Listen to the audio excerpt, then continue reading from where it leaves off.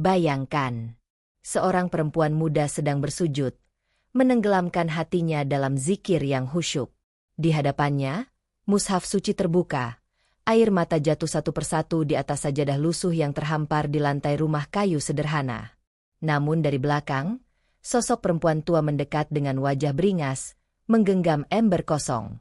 Dalam satu hentakan, kakinya melayang menghantam tubuh menantunya yang sedang sholat. Sajadah tergulung, Al-Quran terlempar, dan tubuh itu jatuh mengaduh, bukan karena fisik, tapi karena hati yang remuk tak bersuara. Tapi kejadian itu baru awal dari penderitaan yang panjang, karena azab tak akan menunggu lama, dan kezaliman selalu berujung pada balasan yang tak disangka. Namun sebelumnya, bagi yang beragama Islam, mari tinggalkan sholawat di komentar, agar sholawat ini menjadi saksi kita di akhirat kelak. Jangan lupa juga like dan share cerita ini ke teman ataupun keluarga terdekat kita, untuk membantu menyebarkan dakwah Islam dalam bentuk cerita. Semoga Anda mendapatkan pahala yang setimpal karena sudah subscribe, like, komen dan membagikan cerita ini. Sekarang mari kita lanjut ke ceritanya. Sari duduk sendirian di pojok ruang tamu, mengusap pelan peluh di keningnya. Sudah sejak subuh ia membersihkan rumah, mencuci pakaian, menyiapkan sarapan, menyapu halaman, dan memasak makan siang.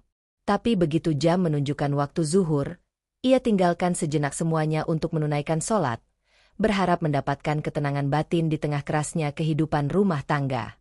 Namun ketenangan itu hancur dalam sekejap. Bu Rasmi, ibu mertuanya, muncul dengan langkah kasar, membawa ember kosong yang sebelumnya ia pakai untuk mencuci cucian kotor di belakang rumah. Pandangannya menyala, marah, bukan karena rumah kotor, tapi karena Sari kedapatan sedang sholat, di saat jemuran belum terangkat. Dengan amarah yang tak tertahankan, Bu Rasmi menendang tubuh Sari yang sedang sujud, membuatnya terjungkal ke samping. Suara keras terdengar ketika punggung Sari membentur lemari tua di ruang tengah. Tubuhnya gemetar, tapi tak ada satupun kata keluar dari mulutnya. Sholat, kerjaan belum beres. Mentang-mentang sholehah, kamu pikir bisa ngelawan saya?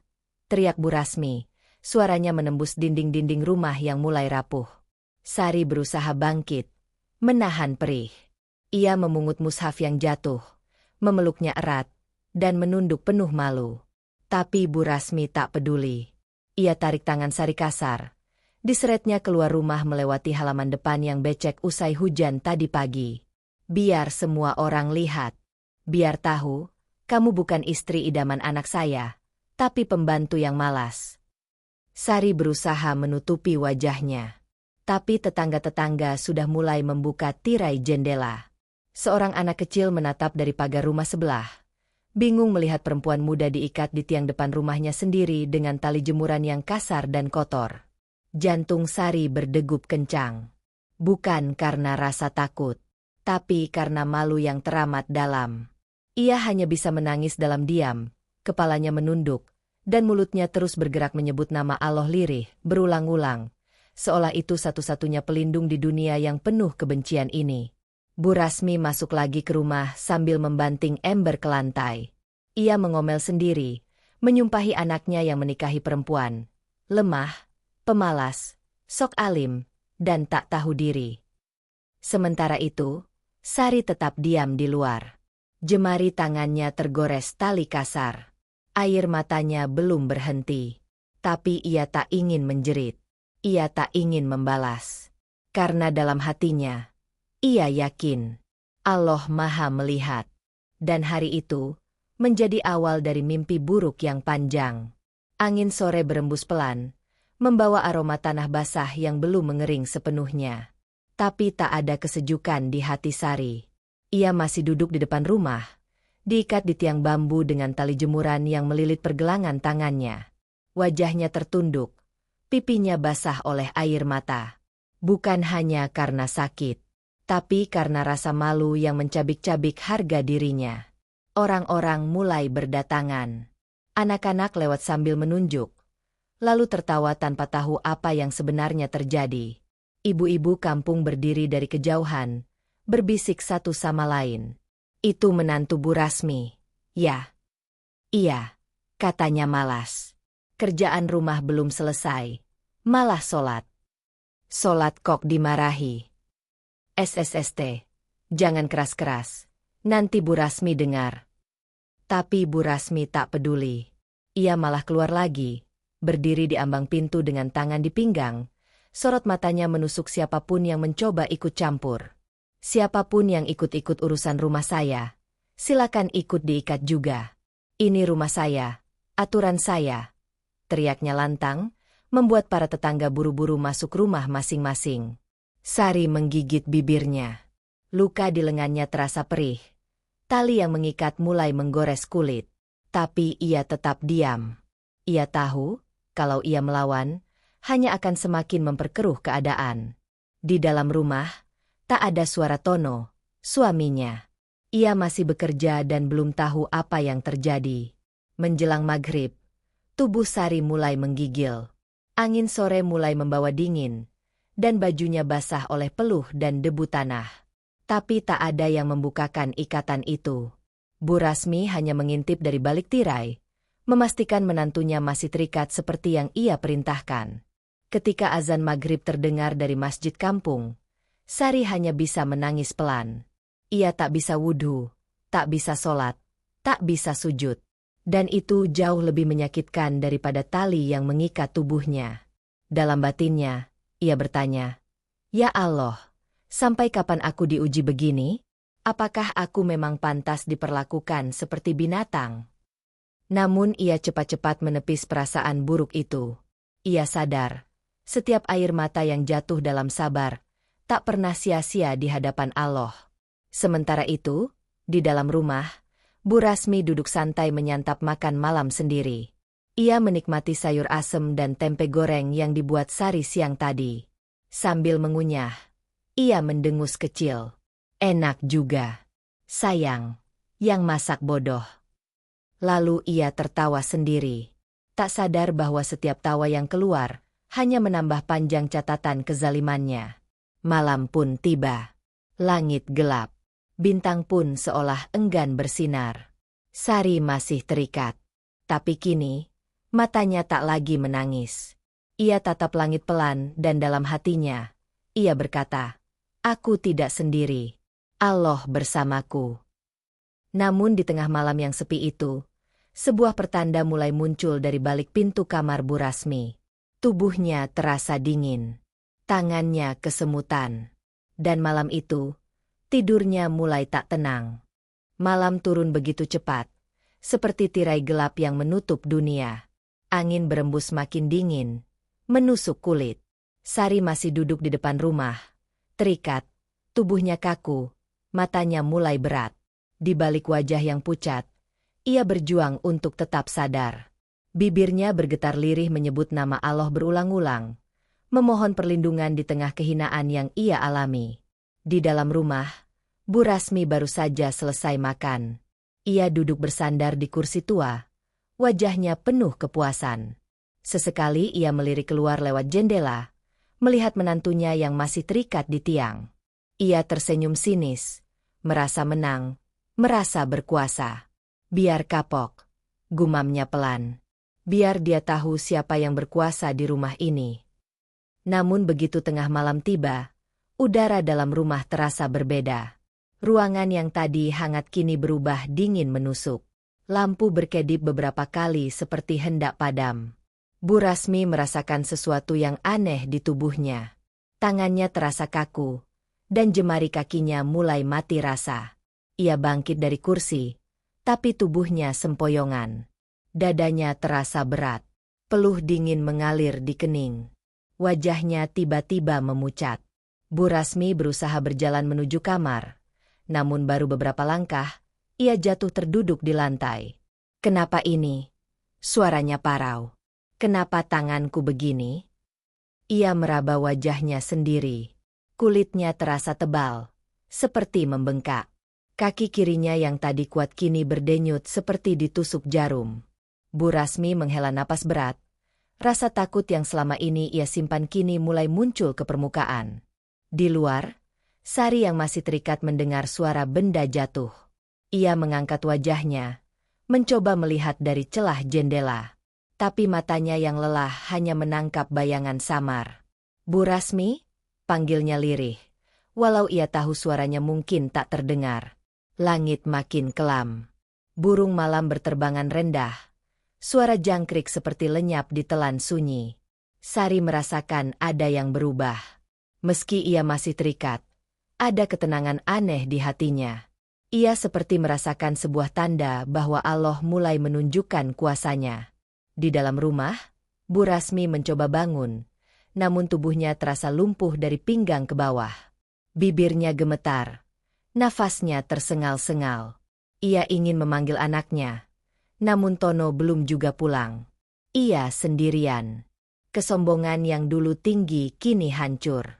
Tak ada lagi orang yang bisa ia hina. Tak ada lagi tenaga untuk berteriak.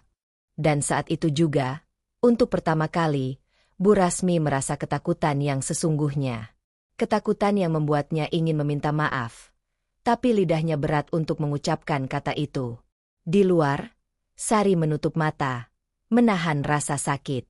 Tapi dalam hatinya, ia hanya berkata lirih, "Aku serahkan semuanya pada MU, ya Allah. Aku yakin Engkau Maha melihat." Angin malam semakin kencang. Pintu rumah berderit pelan seperti digerakkan sesuatu yang tak terlihat. Dan malam itu, tak hanya dingin yang menyelimuti rumah itu, tetapi juga tanda-tanda balasan yang mulai turun. Fajar mulai menyingsing di ujung desa. Cahaya matahari perlahan menyusup melewati celah papan rumah kayu itu, tapi suasana tetap terasa berat dan mencekam. Embun masih menempel di daun-daun pisang di depan rumah, menyimpan dingin semalam. Suara ayam berkokok terdengar sayup, namun pagi itu terasa lain. Sari membuka matanya. Ia masih terikat di tiang depan rumah. Tali yang kasar itu sudah meninggalkan bekas merah di pergelangan tangannya. Bibirnya kering, suaranya hampir tak keluar. Tapi pandangannya tetap menatap tanah, menahan setiap rasa sakit. Dari dalam rumah terdengar suara rintihan. Pelan, serak, dan terdengar seperti orang menahan nyeri. Itu suara Bu Rasmi. Semalaman ia terbaring di lantai ruang tengah, tak mampu bangun. Wajahnya membengkak seperti disuntik racun. Kakinya mulai lebam kehijauan. Nafasnya pendek-pendek. Dada terasa sesak. Namun gengsi dan kebencian yang menebal membuatnya tetap diam. Tak mau memanggil orang untuk minta tolong. Sari mendengar rintihan itu. Hatinya campur aduk. Luka dan perihnya belum hilang. Tapi nalurinya sebagai manusia tetap ada. Ia ingin menolong. Namun tangannya terikat. Matanya mulai berkaca-kaca. Di saat yang sama, beberapa tetangga mulai lewat, hendak pergi ke pasar. Mereka melihat Sari masih terikat. Mereka juga mendengar rintihan dari dalam rumah. Tapi tak ada satupun yang berani mendekat. Nama Bu Rasmi sudah terkenal angker di kampung itu. Mulutnya tajam, hatinya keras. Bahkan tetangga yang dulunya dekat pun memilih menjauh. "Bu Rasmi kenapa?" bisik seorang ibu. "Entahlah, semalam saya dengar suara jatuh," jawab yang lain.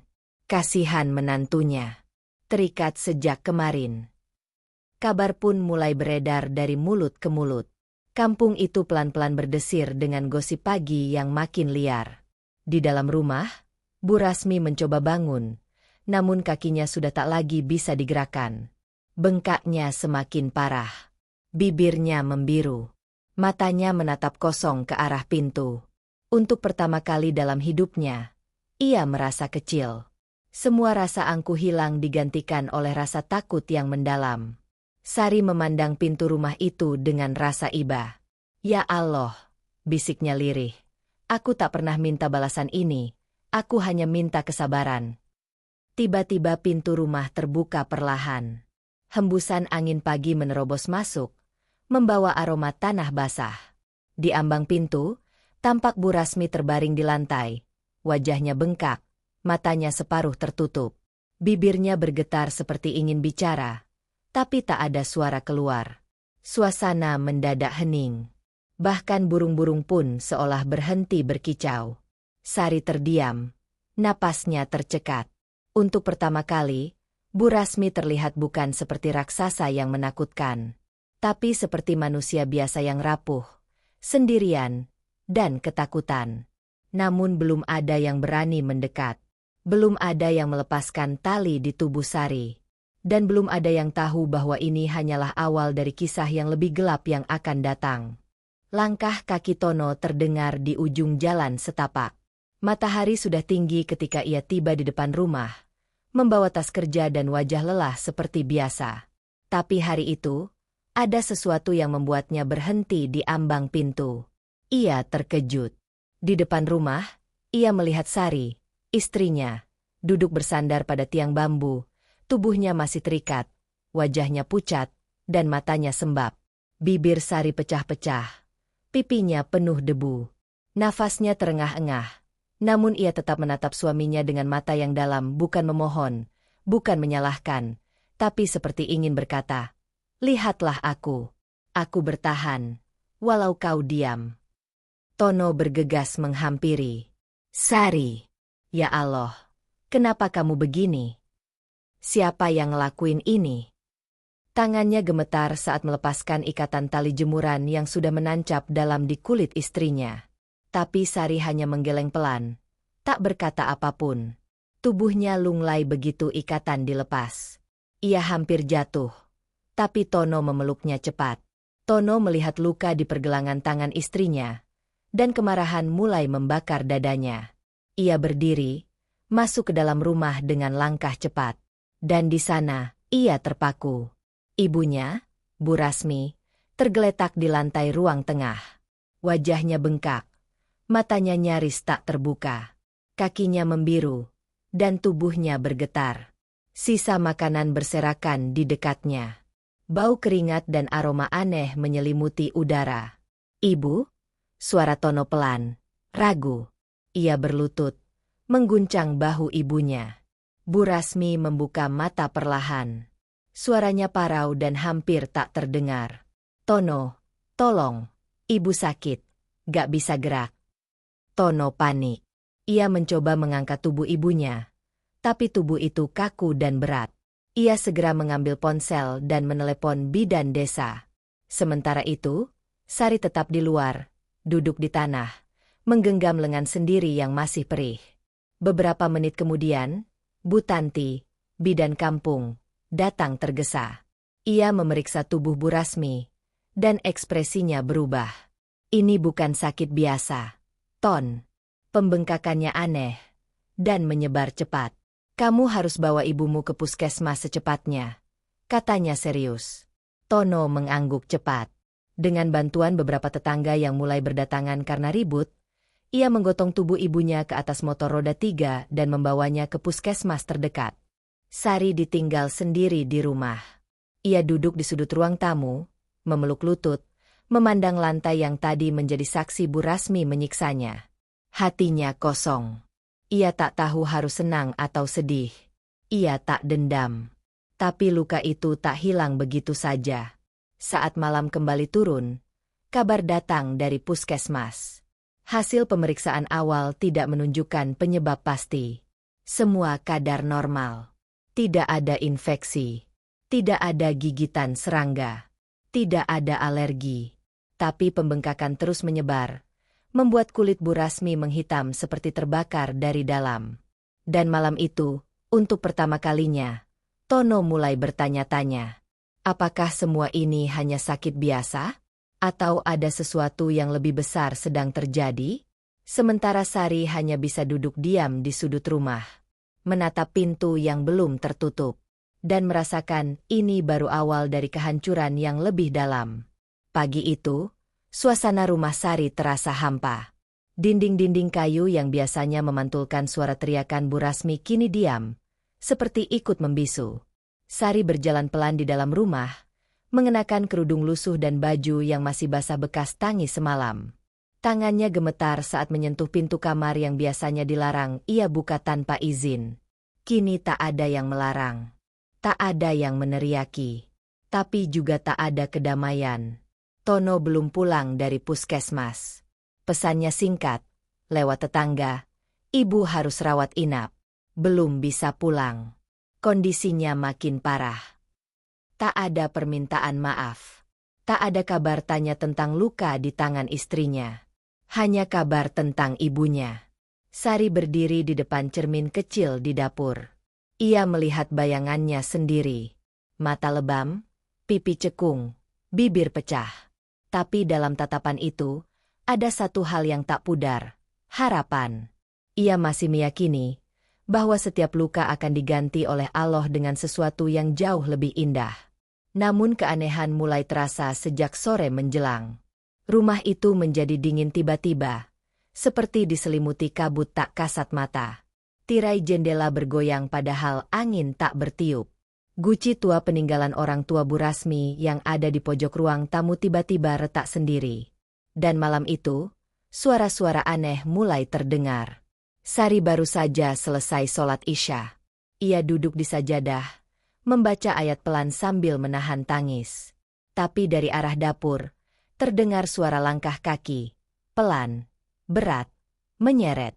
Padahal tak ada siapa-siapa di rumah. Ia bangkit pelan, membuka pintu dapur. Kosong. Tapi piring-piring di rak bergoyang sendiri. Sari memejamkan mata. Astagfirullah. Lindungi aku ya Allah, bisiknya. Tiba-tiba, lampu ruang tengah mati sendiri. Gelap. Sunyi. Hanya detak jantungnya yang terdengar. Di tengah kegelapan itu, Sari mendengar sesuatu berbisik di telinganya. Lirih namun mengerikan. Tak ada yang bisa lolos dari pembalasan. Sari berteriak pelan dan kembali ke kamar, menyalakan lampu darurat kecil di dinding. Ia membaca ayat kursi sambil menggigil. Tubuhnya gemetar, tapi ia tetap bertahan. Sementara itu, di ruang perawatan puskesmas, Tono duduk di samping ranjang ibunya. Wajah Bu Rasmi sudah tak dikenali. Bengkaknya luar biasa, terutama di bagian mata dan leher. Kulitnya kemerahan, lalu berubah keunguan. Kakinya seperti melepuh dari dalam. Bu Rasmi mengerang, sesekali memanggil nama Sari. Tapi bukan dengan kemarahan. Dengan ketakutan. Jangan bawa dia, jangan biarkan dia masuk, ucapnya menggigil. Siapa, Bu? Tanya Tono. Namun ibunya hanya menutup wajah dan menangis seperti anak kecil. Dokter bingung. Hasil lab bersih. Tidak ada penyakit sistemik. Tidak ada alergi. Tidak ada gigitan hewan. Tapi tubuh pasiennya hancur dari dalam. Dan malam itu, ketika Tono tertidur di kursi besi ruang rawat, Bu Rasmi melihat sesuatu berdiri di sudut ruangan. Hitam. Tinggi. Matanya merah menyala. Menatapnya tanpa ekspresi. Ia ingin berteriak. Tapi suara tercekat. Ia hanya bisa menangis, merintih, dan memohon. Namun semua sudah terlambat. Balasan dari Allah sedang bekerja. Keesokan harinya, kabar kondisi Bu Rasmi mulai tersebar di kampung. Bisik-bisik tetangga semakin menjadi. Beberapa mengatakan itu penyakit biasa. Tapi banyak yang yakin, ini bukan sakit yang wajar. Wajahnya bengkak seperti balon. Kakinya melepuh tanpa sebab. Dulu sering bentak-bentak menantunya. Kan? Ya Allah, jangan sampai kena juga sama kita. Rumah itu kini sunyi, hanya dihuni Sari seorang diri. Sejak Tono berjaga di puskesmas, Sari mengurus rumah seorang diri seperti biasa. Tapi kali ini, ia melakukannya tanpa teriakan, tanpa cercaan. Namun sunyi itu menyimpan luka. Setiap langkah di dalam rumah mengingatkannya pada penderitaan yang pernah ia telan sendiri. Kursi rotan tempat Bu Rasmi biasa duduk sambil memarahi, kini kosong. Dinding dapur masih menyimpan bekas lemparan gayung. Sajadahnya yang dulu ditendang, kini tergulung rapi di sudut musola kecil. Meski bebas dari tekanan, Sari tidak bisa melupakan. Luka batin itu menempel seperti bayangan yang tak bisa dibasuh air wudhu. Tapi ia tetap berdiri, tetap sholat, tetap berdoa, dengan suara pelan, tapi yakin bahwa Allah Maha menyaksikan. Sore itu, Tono pulang sebentar, dengan wajah kusut dan mata merah. Ia masuk rumah tanpa banyak bicara. Melihat Sari di dapur sedang menggoreng tempe, ia hanya berdiri di ambang pintu. "Bu," makin parah. "Dia gak mau makan, cuma meracau terus," katanya pelan. Sari tak menjawab. Ia hanya mengaduk penggorengan, lalu menyodorkan piring ke arah suaminya. Tono menerimanya dengan tangan gemetar. Entah karena lelah, atau rasa bersalah yang mulai merayap. Setelah makan, Tono duduk di ruang tamu. Ia menatap sudut ruangan dengan pandangan kosong, lalu berkata lirih, "Aku tahu ibu salah, Sari. Tapi dia ibuku, aku gak tega lihat dia begitu." Sari tak langsung membalas. Ia hanya menatap meja, lalu berkata dengan nada datar, "Aku gak minta dibela. Aku cuma minta dihargai." Tono terdiam. Kata-kata itu seperti tamparan yang menghantam keras dalam diamnya. Ia tahu, selama ini ia menjadi saksi yang bisu. Membiarkan luka demi luka menumpuk tanpa pernah menyeka. "Kalau kamu mau balik ke puskesmas, bawa ini," ucap Sari pelan, sambil menyodorkan botol air putih yang baru saja ia bacakan doa. "Bilang ke Bu Rasmi, aku gak dendam." Tono menerima botol itu dengan tangan gemetar. Matanya mulai basah, tapi mulutnya masih terlalu kaku untuk mengucap maaf. Malam pun datang. Rumah kembali gelap, dan suara langkah menyeret kembali terdengar di dapur. Tapi kali ini, Sari tak bergerak. Ia hanya duduk di sajadah, membaca surat Yasin pelan. Hatinya tenang. Di tempat lain, Bu Rasmi kembali mengigau. Tubuhnya semakin membengkak, dan dokter mulai angkat tangan. Pembuluh-pembuluh kecil di bawah kulitnya pecah satu persatu, menyebabkan warna ungu kehitaman menyebar dari kaki ke paha. Ia merintih, menyebut satu nama, Sari, berulang-ulang. Sampai akhirnya tubuhnya bergetar hebat, dan matanya memandang satu titik di langit-langit. "Ampuni aku," lirihnya. Tapi apakah maaf itu cukup? Setelah semua luka yang ia tinggalkan, langit malam tampak lebih gelap dari biasanya. Hujan turun perlahan, membasahi genteng rumah-rumah di kampung itu, menciptakan bunyi-bunyi lembut seperti rintihan. Di dalam rumah, Sari menyelimuti tubuhnya dengan kain tipis, duduk termenung di ujung kasur, memandangi titik-titik air yang menetes dari atap bocor. Sejak Tono kembali ke puskesmas, rumah itu tak lagi berpenghuni selain dirinya. Tidak ada lagi suara sepatu Bu Rasmi yang menghentak lantai. Tidak ada aroma sambal terasi kesukaan mertuanya yang biasanya ia masak dengan penuh tekanan. Hanya ada sunyi yang menggantung di setiap sudut ruangan dan kenangan pahit yang tak bisa dihapus dengan waktu. Tapi malam itu, sesuatu terasa lebih berat. Angin malam membawa aroma yang asing. Bukan wangi tanah basah, melainkan bau getir seperti luka lama yang dibuka paksa. Lampu di ruang tengah meredup sendiri. Sari bangkit, berjalan perlahan, menyalakan lampu darurat. Tapi saat ia hendak kembali ke kamar, ia mendengar bunyi pintu kamar Bu Rasmi, pintu yang sejak ditinggal tak pernah dibuka, berderit perlahan. Pelan, pelan sekali. Sari menahan napas. Jantungnya berdegup keras. Langkahnya tertahan, tapi matanya tak berkedip menatap celah pintu itu yang kini terbuka lebar. Tak ada siapapun. Tapi udara di dalam kamar terasa berbeda. Dingin, lembab, dan berat. Ia mendekat. Perlahan. Di ambang pintu, ia berdiri mematung. Bau menusuk hidung, seperti daging yang membusuk dalam diam. Ia menatap ranjang tua tempat Bu Rasmi biasa tidur.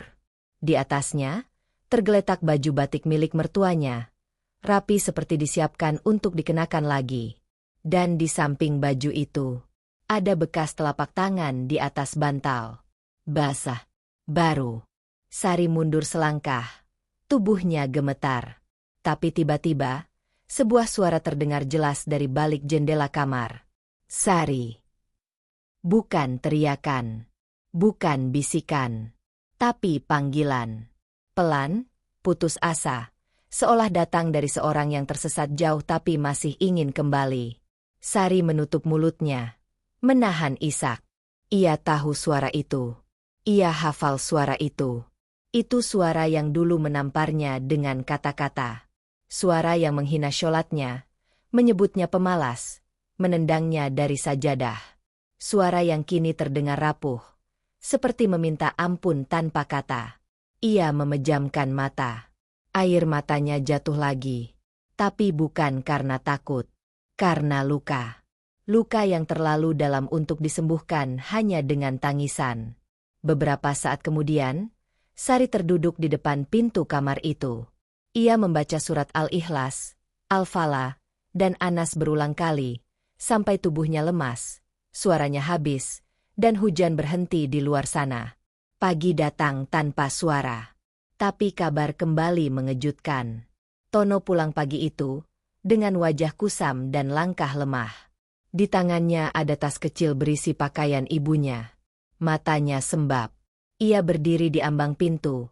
Lama, sebelum akhirnya berkata, "Ibu minta pulang." Sari terdiam. Hatinya mencelos. Antara ingin menolak dan ingin tahu, apa maksud dibalik semua itu. Ibu bilang, dia pengen minta maaf. Minta diurus sama kamu.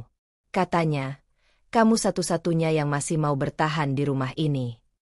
Kata-kata itu menggantung di udara. Dan saat itulah, Sari tahu bahwa luka lama akan diuji. Bukan dengan kemarahan, tapi dengan ketulusan yang tak semua orang sanggup memberikan. Pagi itu, langit memutih. Matahari enggan menampakkan diri, seolah tahu bahwa hari ini bukan hari biasa. Tono datang membawa ibunya dengan kursi roda sewaan dari puskesmas. Bu Rasmi tampak menyusut dari dirinya yang dulu. Wajahnya masih bengkak, meski tak separah kemarin. Kulitnya pucat, kering, dan penuh bekas luka hitam yang belum pulih. Di depan rumah, Sari berdiri menunggu. Wajahnya datar, tidak menunjukkan kebencian, tapi juga tidak menyambut hangat. Ia hanya berdiri di sana, seperti tanah yang pernah diinjak namun masih mampu menahan beban. Tono mendorong perlahan kursi roda itu menuju teras. Bu Rasmi menunduk, tak sanggup menatap menantunya. Matanya basah, bibirnya bergetar, tapi tak satu kata pun keluar. Sari membuka pintu, lalu berjalan ke dalam tanpa kata, membiarkan mereka masuk.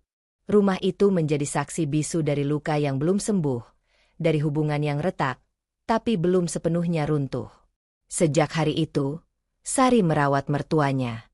Bukan karena diperintah, bukan karena takut dosa, tapi karena ia tahu jika keburukan dibalas dengan kebaikan, maka luka bisa berubah menjadi ladang pahala yang tak kasat mata. Setiap pagi, Sari memandikan Bu Rasmi, mengganti perban di kakinya yang masih bengkak. Ia menyuapi pelan, menyiapkan bubur hangat, menyeka air liur yang menetes. Tak ada kata, terima kasih. Tak ada kalimat maaf yang utuh. Namun dalam diam, pandangan Bu Rasmi sering tertuju pada wajah menantunya. Wajah yang dulu ia hina, kini yang paling sering ia lihat saat membuka mata. Tangan yang dulu ia ikat, kini yang paling lembut menyentuh tubuhnya yang lemah. Suatu malam, saat Sari hendak mengganti perban, Bu Rasmi menahan pergelangan tangan Sari dengan lemah. Matanya berkaca-kaca. Suaranya lirih, seperti napas terakhir yang mengandung sekarung penyesalan. Aku salah, Sari. Sari berhenti. Tangannya kaku. Tapi ia tidak menangis. Ia menatap ibu mertuanya dalam hening yang panjang. Lalu ia berkata, pelan, namun tegas. Saya bukan siapa-siapa, tapi Allah tahu siapa yang benar. Bu Rasmi mulai menangis.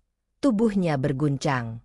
Untuk pertama kali sejak sakit itu datang, ia menangis bukan karena nyeri, tapi karena sadar. Sadar betapa ia telah menanam luka dalam-dalam di hati yang paling dekat dengannya. Tono berdiri di sudut pintu, menyaksikan semuanya. Hatinya remuk. Rasa bersalah menumpuk dalam dada yang sempit. Ia ingin bicara, ingin membela, ingin meminta maaf. Tapi apapun yang ia katakan, tak akan pernah cukup untuk menghapus kesalahan yang ia biarkan tumbuh selama ini. Malam itu, Sari duduk di samping ranjang Bu Rasmi, membacakan ayat suci dengan suara pelan. Bu Rasmi menatap langit-langit kamar. Air mata jatuh lagi, tapi kali ini bukan karena takut mati, tapi karena tahu hidup yang ia isi dengan kebencian, hanya menyisakan penyesalan di ujungnya. Dan di rumah itu, untuk pertama kalinya, tangis tak lagi datang dari rasa sakit, tapi dari rasa bersalah, yang datang terlambat. Hari demi hari berlalu, dan tubuh Bu Rasmi makin melemah. Luka di kakinya yang membengkak kini menghitam di bagian dalam. Ujung-ujung jari kakinya mulai dingin dan keras, seolah darah tak lagi mau mengalir ke sana. Wajahnya pucat-pucat kebiruan, dan nafasnya tersengal, pendek-pendek.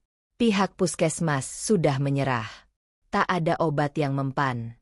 Semua hasil pemeriksaan menunjukkan normal, tapi tubuhnya membusuk pelan dari dalam.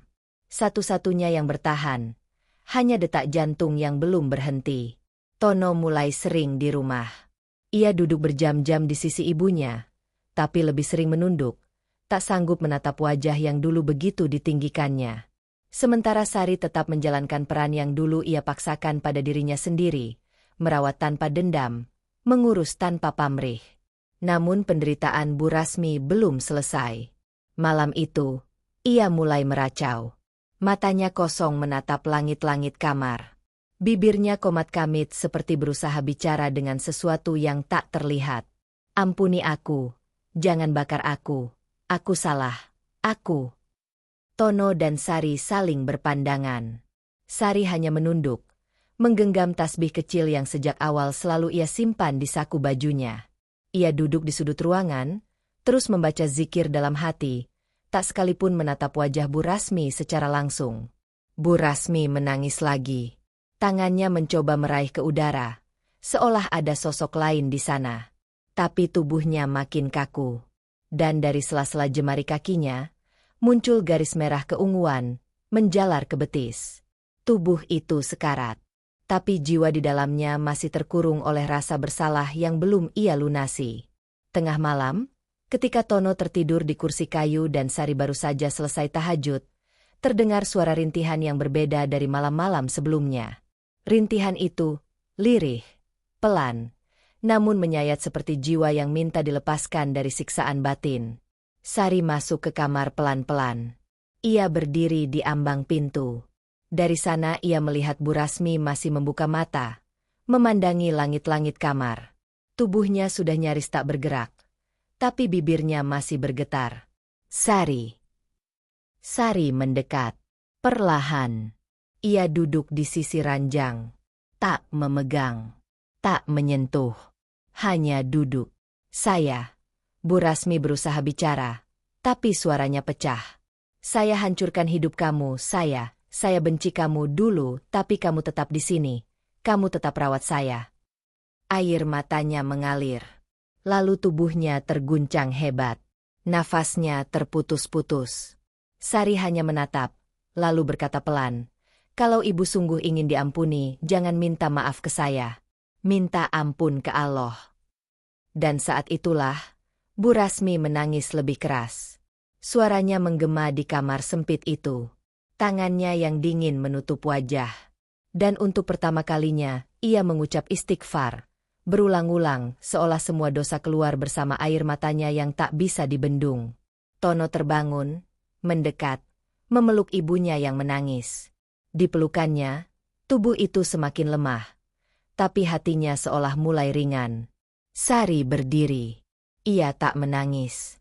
Ia tak bicara. Ia hanya keluar dari kamar, berjalan ke musola kecilnya, dan sujud. Karena di situ, di dalam sujud itulah, segala luka ia lepaskan.